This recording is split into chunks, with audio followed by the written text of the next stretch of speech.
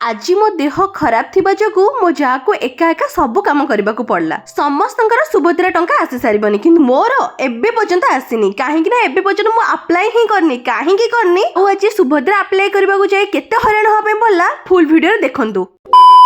आज मु ठीक 3:30 रात्रे उठी पड़ी आउ सान बोंको चौरा पाखे जाई देखला बेलकु मो ननद तांकर मुरुज पकाउछंती। जेहेतु आज मोर देहटा टिके असुस्थ अछि मुरुज पकेबा दायित्वटा सान जान को दे देछि। आउ एपटे रोसई घर को आसी आइतिली गरमा गरम चाह मध्ये बने देथिली समस्तंग पई। आउ सेपटे देखले बेलकु मो सान जा और ननद चौरा पाखे मुरुज पकेबा लागि पडिछंती। ता भितरे सान मध्ये आसी आइतिले चौरा पाखे मुरुज पकेबा पई। ओ एई मुरुज पकेबा समय रे की डिस्टर्ब करंतु बा न करंतु एई मस्ता माने भारी डिस्टर्ब करंती माने खाली तो फुटई मस्ता धूप लगे बुलाऊची जेहेतु आज मोर बड़ एकादशी से सागु मिश्री टिके खाई देथिली। तापर आमे सासु बो बाहरी पड़थिलु जनसेवा केंद्र को काहे कि ना टंका पई टंका कोन बुझी पालेनी ए सुभद्रा टंका पई मो पण मानगर तो पाई साला पर टंका खर्च भी हेजिमनी मोर बा एबे पर्यंत अप्लाई हेनी। आ सेहिति पई बलभद्रपुर रे थिबा जनसेवा केंद्र को जाइतिलु सुभद्रा अप्लाई करिया पई। अप्लाई करबा को बहुत समय लागिला काहे ना सर्वर भारी स्लो थिला सेति पई मो सासु मांकर मन दुख हे हेतिला।